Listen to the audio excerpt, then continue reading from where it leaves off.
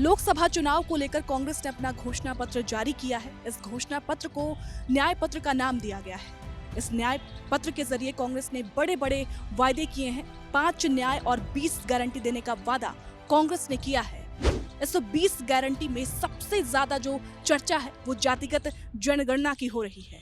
जातिगत जनगणना को लेकर सोशल मीडिया पर कई तरह के सवाल पूछे जा रहे हैं। वो इसलिए क्योंकि कुछ दिनों पहले ही कांग्रेस के एक वरिष्ठ नेता ने जातिगत जनगणना का विरोध करते हुए मल्लिकार्जुन खड़गे को एक पत्र लिखा था।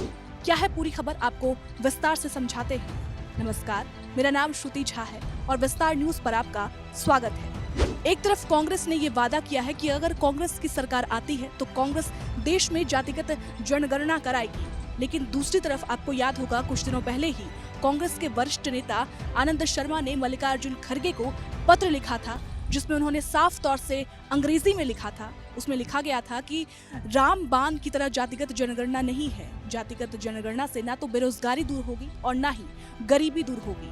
साथ साथ उन्होंने ये भी पत्र में लिखा था कि अगर जातिगत जनगणना कराई जाती है तो इससे राजीव गांधी और इंदिरा गांधी की विरासत का सीधे तौर पर अपमान किया जाएगा। इसके बावजूद कांग्रेस ने आज जो अपना मैनिफेस्टो जारी किया है उसमें जातिगत जनगणना का जिक्र किया है। वादा किया है कि अगर सरकार उनकी आती है तो जातिगत जनगणना पूरे देश में कराया जाएगा। तो क्या ऐसे में माना जाए कि जातिगत जनगणना को लेकर कांग्रेस के बीच ही कलह है, कांग्रेस के बीच ही फूट है? खैर, कांग्रेस के मैनिफेस्टो जारी होने के बाद कांग्रेस और बीजेपी नेताओं का क्या कुछ कहना है, आपको वो सुनाते हैं, सुनिए। बहुत बड़ा असर पड़ेगा क्योंकि हमने जो वायदे हमेशा किए हैं पहले भी वो हमने पूरे किए हैं और इसमें जो वायदे किए हैं वो भी पूरा किया जाएगा, तो इसका बहुत बड़ा असर पड़ेगा। और बीजेपी ने पिछले चुनाव में जो वायदे किए थे वो भूल गए उसे। महिलाओं के लिए बड़ी सारी हाँ, बहुत अच्छा, 1 लाख रुपए देने की बात है। बहुत अच्छा है वो, और वो दिया जाएगा। कांग्रेस ने का घोषणा पत्र, जिसको न्याय पत्र नाम दिया है, कांग्रेस अन्याय के पहाड़ पे बैठी हुई सदैव पूरी देश के किसान, गरीब, मजदूर, युवा सबके साथ अन्याय करते हुए उन्होंने अपना समय गुजारा। ऐसे में उनके द्वारा न्याय शब्द उनके मुंह पे शोभा नहीं देता है।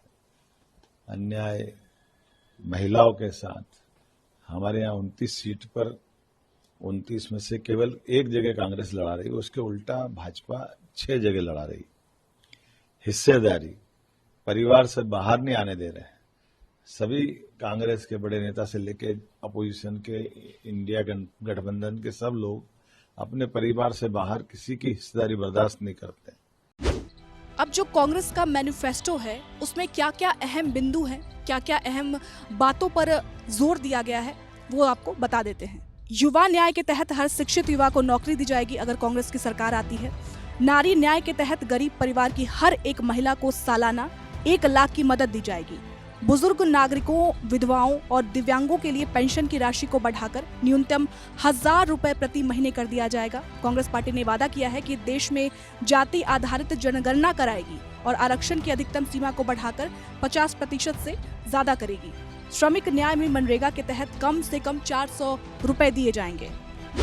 फिलहाल अंत में बड़ा सवाल तो यही है कि जिस तरीके से जातिगत जनगणना को अपनी गारंटी में कांग्रेस ने शामिल किया है, क्या उसके बाद कांग्रेस की तरफ से कोई बयान आता है? क्या कांग्रेस के कोई नेता इसका विरोध करते हैं? ये भी देखने वाली बात होगी। और साथ साथ ये भी सवाल कि बीजेपी आखिर कब अपना मैनिफेस्टो जारी करेगी, ये भी देखने वाली बात होगी। वीडियो जर्नलिस्ट रेहान खान के साथ मैं श्रुति, विस्तार न्यूज, दिल्ली।